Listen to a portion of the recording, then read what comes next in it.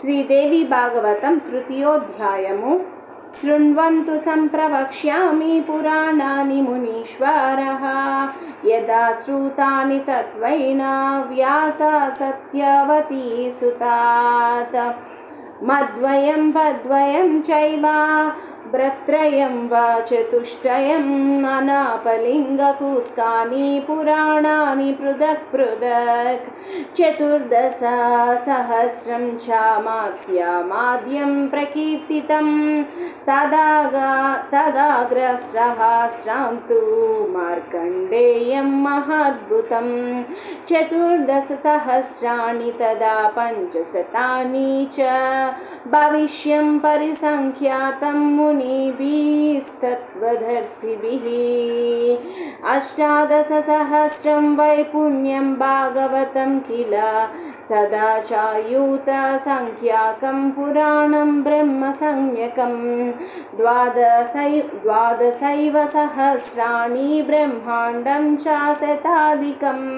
तदा 18,000 ब्रह्मवैवर्तमेव च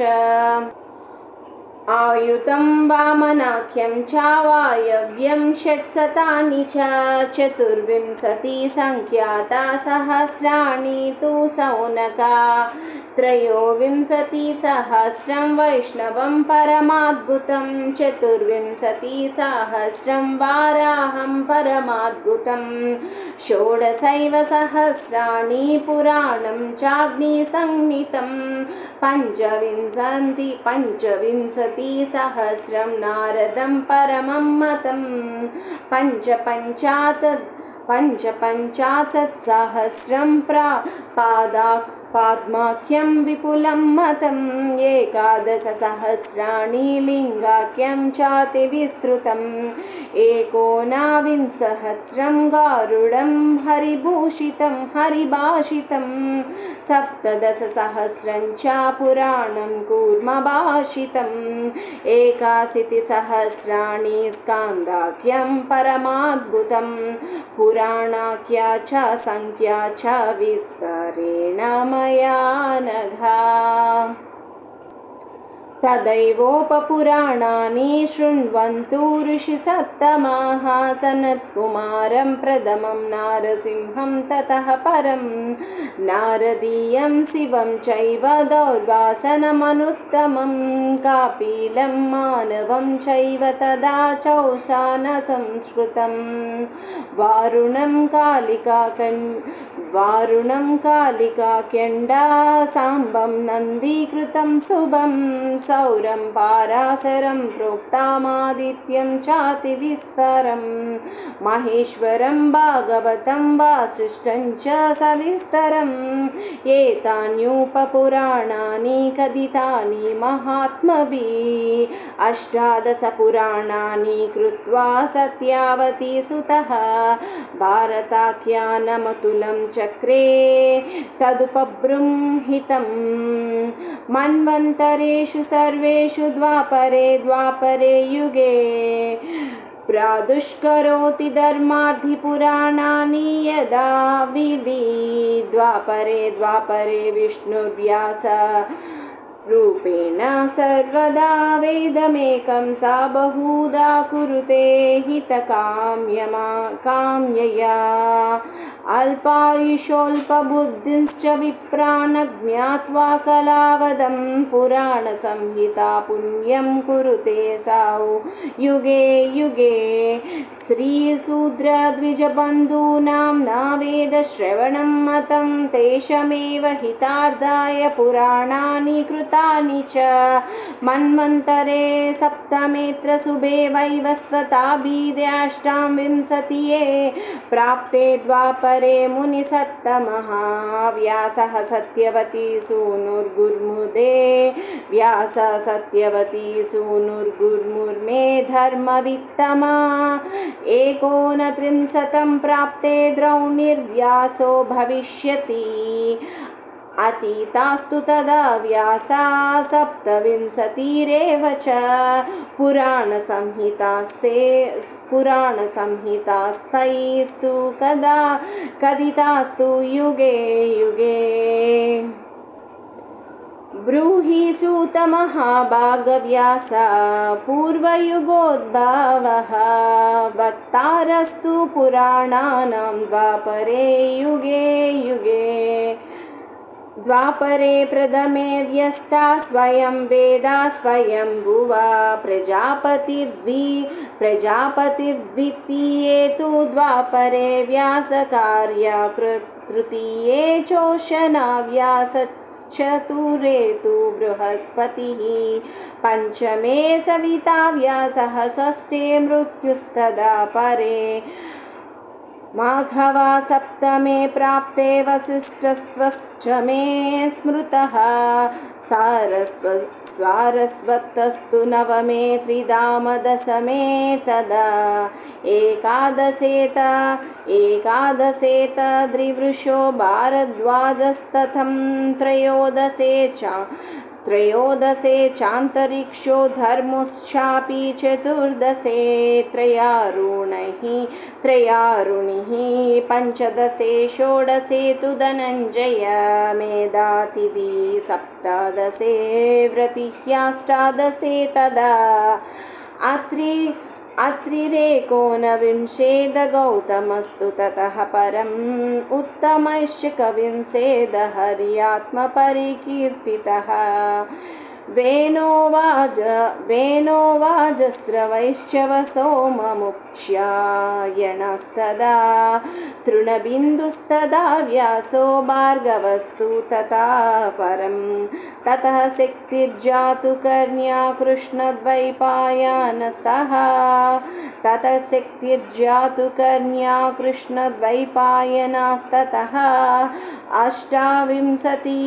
अष्टाविंशति संख्येयं कथिताया माया श्रुतः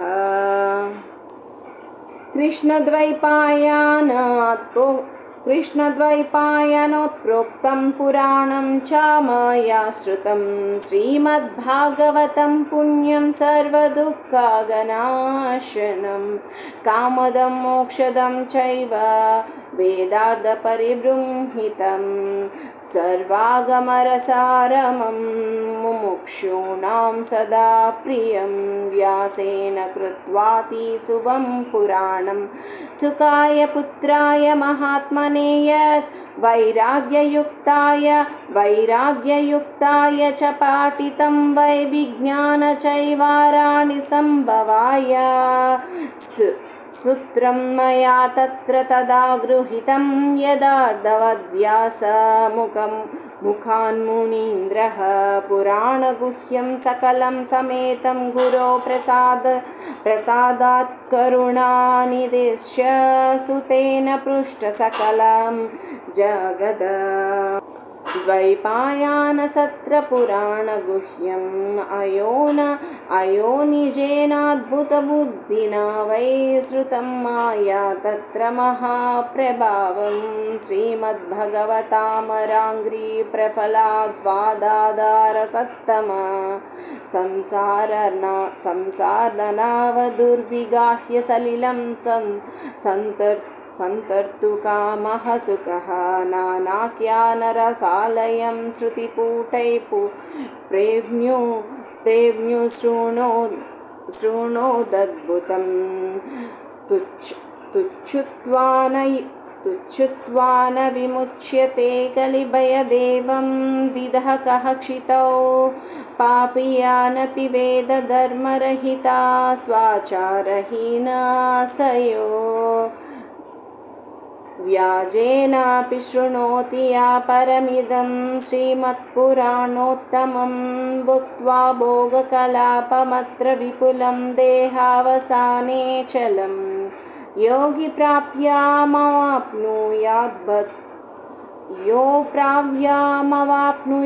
भगवती नामाङ्कितं सुन्दरं या निर्गुणा हरिहरादिभिरप्यलव्या विद्या सतां प्रियतमाध समाधिगम्य सा तस्य चित्तकुहरे प्रकरोति भावं या संशृणोति सततं तु सती पुराणं सम्प्राप्य मानुषभवं सकलाङ्गयुक्तं भूतं भावर्णावजलोत्तरणाय कामं सम्प्राप्य वाचकमनो न शृणोति मूढो सौवञ्चितोऽत्र विधिना सुखदं पुराणं या प्राप्य कर्णयुगलं मानुषत्वे राज्ञ शृणोति सततं च परापवादान् सर्वार्धदं रसनिधिं विमलं पुराणं नष्टकुतो न शृणुते भुवि मन्दबुद्धिः इति श्रीदेवी भागवते महापुराणे तृतीयोऽध्यायं सम्पूर्णम्। सौम्या व्यासस्य भार्यायां कस्यां जातः सुतः सुखः कथं वा कीदृशो येन पठितेयं सुसंहिता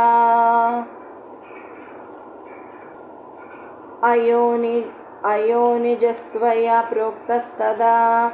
चारणीजः सुखः सन्देहोऽस्ति महांस्तत्र कदयाद्या महामते गर्वयोगी श्रुतः पूर्वं सुखो नाम महातपः कथं च पठितं तेन पुराणं बहुविस्तारम् पुरा सरस्वती तीरे व्यासः सत्यवती सूतः आश्रमे कलविङ्कौ तु दृष्ट्या विस्मयमागतः जाता मात्रं शिशुं नीडे मुक्तामण्डन्मनोहरं ताम्रास्यं शुभसर्वाङ्गं पिच्चाङ्कुरविवर्जितं तौ तु भक्ष्यार्धमत्यन्तं रतौ श्रमपरायणौ शिशोश्चं चूपुटे भक्ष्यं क्षिपन्तौ च पुनः पुनः अङ्गेनाङ्गानि बालस्य घर्षयन्तौ मुदान्वितौ चुम्बन्तौ च मुखं प्रेभ्यू कलविङ्कौ शिशौ शुभम् वीक्षा प्रेमोद्भूतं तत्र बाले चटकायोस्तदा व्यासश्चिन्तान्तुरः कामं मनसा समचिन्तयत् तीरश्चमपि यत्प्रेमपुत्रे समभिलक्ष्यते किं चित्रं यान्मनुष्याणां सेवाफलमभीप्सताम् किमेतौ छटाकौ चास्य विवाहं सुखसाधनं विरच्य सुखिनौ सात्यं दृश्या वद्वा मुखं शुभम् अथवा वार्धके प्राप्ते परिचर्यं करिष्यति पुत्रः परमधर्माष्टः पुण्यार्थं कलविङ्कयोः अर्जयित्वादवा द्रव्यं पितरौ तर्पयिष्यति अथवा प्रेतकार्याणि करिष्यति यदा विधिः अथवा किं गया श्राद्धं गत्वा संवितरिष्यति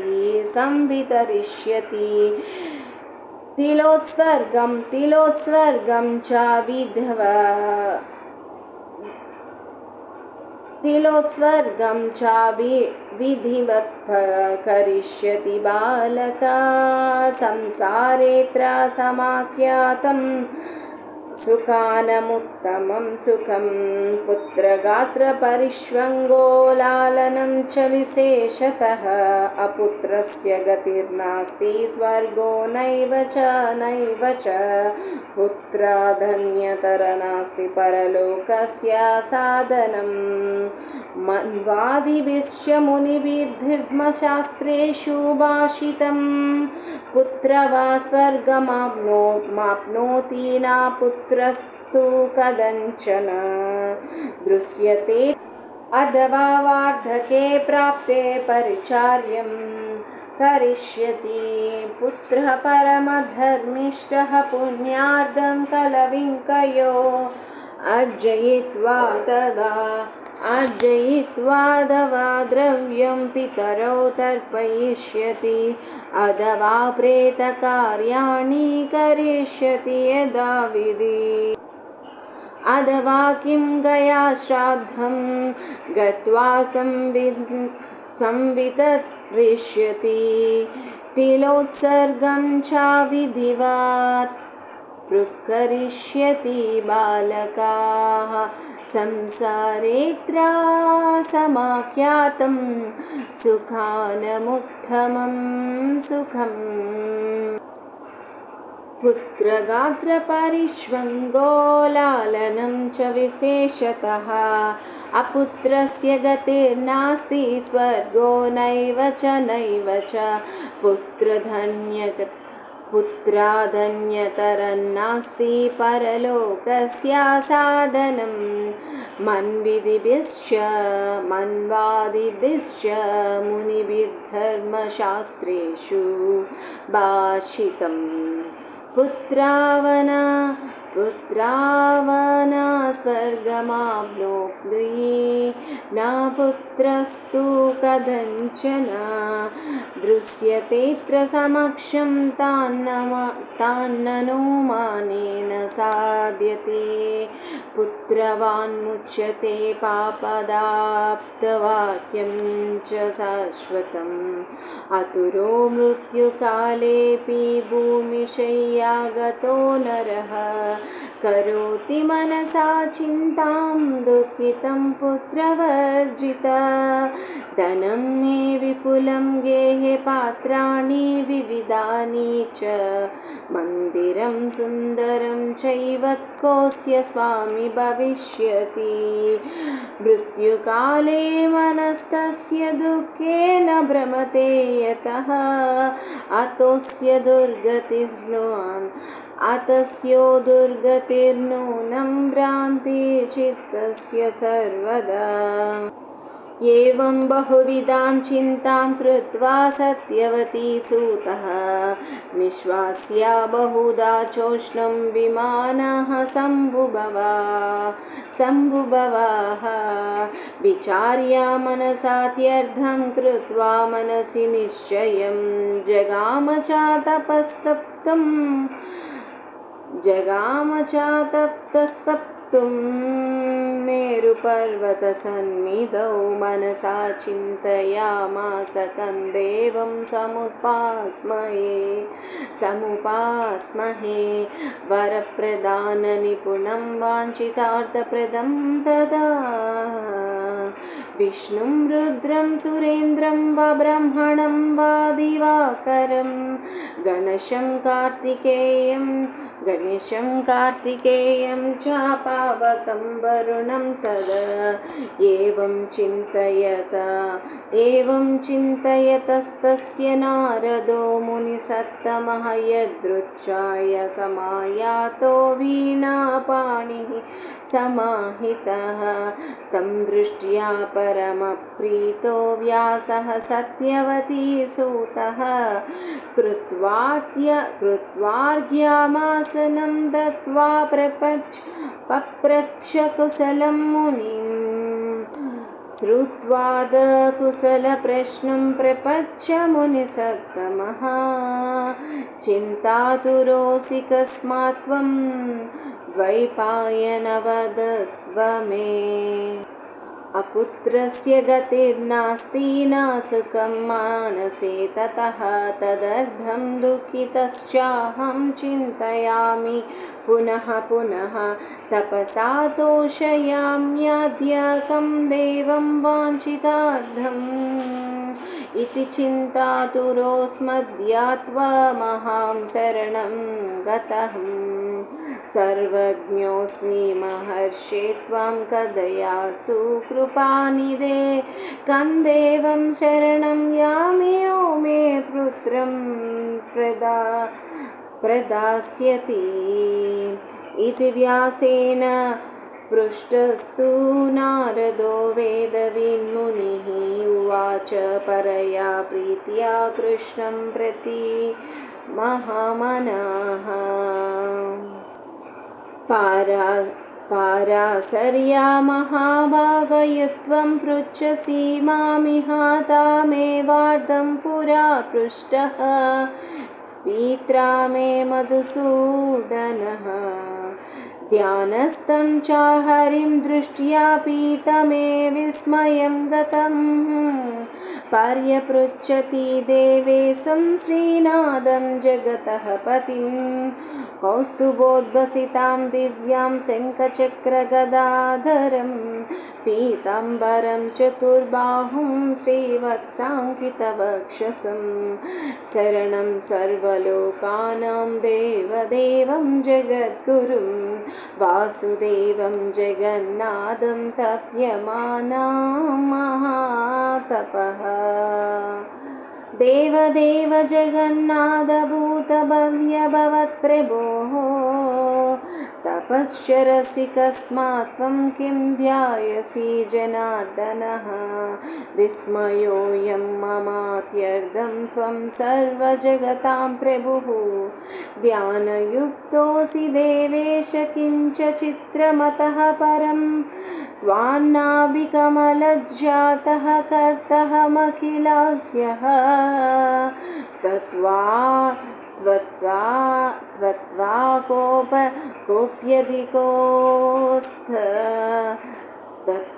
कोऽप्यधिकोऽस्त्यत्र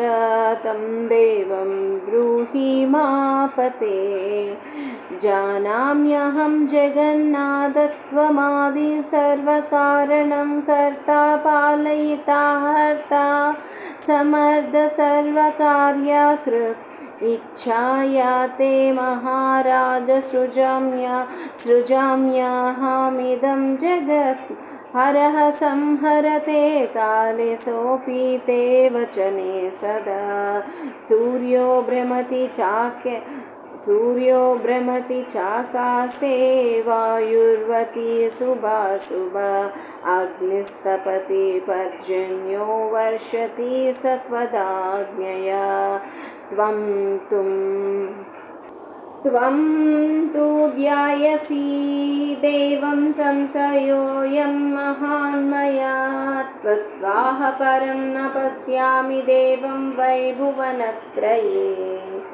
कृपां कृत्वा वदनस्वाद्य भक्त्योऽस्मि तव सुव्रत महतां नैव गोप्यं हि प्रायः किञ्चिदिति स्मृतिः। तच्छ्रुत्वा वचनं तस्य हरिराह प्रजापतिं शृणुष्वैकमना ब्रह्मं स्वां ब्रवीमि मनोगतम् यद्यापि त्वां शिवं मां च स्थितिसृष्ट्यान्तकारणं ते जानन्ति जनः सर्वे सदेवासुरमानुषा। स्रष्टा त्वां पालकश्चाहं हरः संहारककृताः शक्येत सन्तर्क क्रियते वेदपारगैः। जगत्सञ्जनने शक्तिस्त्वयि तिष्ठति राजसी सात्विकी मयि रुद्रे च तामसी परिकीर्तिता। तया विरहितस्त्वां न तत्कर्म करण प्रभुः नाहं पालयितुं शक्ति संहर्तुं नापि शङ्करः। तदादीनवय सर्वे वर्तामा सततं विभो प्रत्यक्षे च परोक्षे च दुष्टान्तं शृणु सुव्रतः। शेषे स्वापीनि पर्यङ्के परतं तो न संशयः तददीनः सतोत्तिष्ठे काले कालवंशं गतः तप्तश्चरामि सततं तदीशोऽस्म्यहं सदा कदाचित् सह लक्ष्म्या च विहारामि यदा सुखं कदाचिद्दानवै सार्धं सङ्ग्रामं प्रकरोम्यहं दारुणं देहदामनं सर्वलोकभयङ्करं प्रत्यक्षं तव धर्मज्ञ तस्मिन्नेकार्णवे पुरा पञ्चवर्षसह बाहुयुद्धं मया कृतं तौ कर्णमलजौ दुष्टौ दानवौ मदगर्वितौ देवदेव्याः प्रसादेन निहतौ मधुकैटभौ तदा त्वया न किं ज्ञातं कारणं तु परात्परं शक्तिरूपं महाभाग किं पृच्छसि पुनः पुनः यदिच्छा पुरुषो भूत्वा विचरामि महर्लवे कच्छपकोलसिंहौ च वामनश्च युगे युगे न कस्यापि प्रियो लोके तिर्योग्योनिषु सम्भवः न भवं स्वेच्छया न भावं स्वेच्छया वामावराहादिषु योनिषु विहाय लक्ष्म्या सह संविहारं को याति मत्स्यादिषु हीनयोनिषु सह्यं च मुक्त्वा गरुडासनस्तकरोति युद्धं विपुलं स्वतन्त्रः पुरस्ते जसिरो मदीयं गतं धनुज्या स्खलनात् चापि त्वया तदा वाजिशिरो गृहीत्वा संयोजितं शिल्पवरेण भूयः आयाननोऽहं परिकीर्तस्य प्रत्यक्षमेतत्त्वलोककर्तः विडम्बनेयं किल लोकमध्ये कथं भवेदात्मा परो यदीशां श्यां तस्मान्नाहं स्वतन्त्रोऽस्मि शक्त्याधीनोऽस्मि सर्वदा तामेव शक्तिं सततं ध्यायामि च निरन्तरं नाथा परतरं किञ्चित् ज्ञानामि कमलोद्भव इत्युक्तं विष्णुना तेन पद्मयोनेस्तु सन्निधौ तेन चाप्यः मुक्तोऽस्मि तदैव मुनिपुङ्गव तस्मात् त्वमपि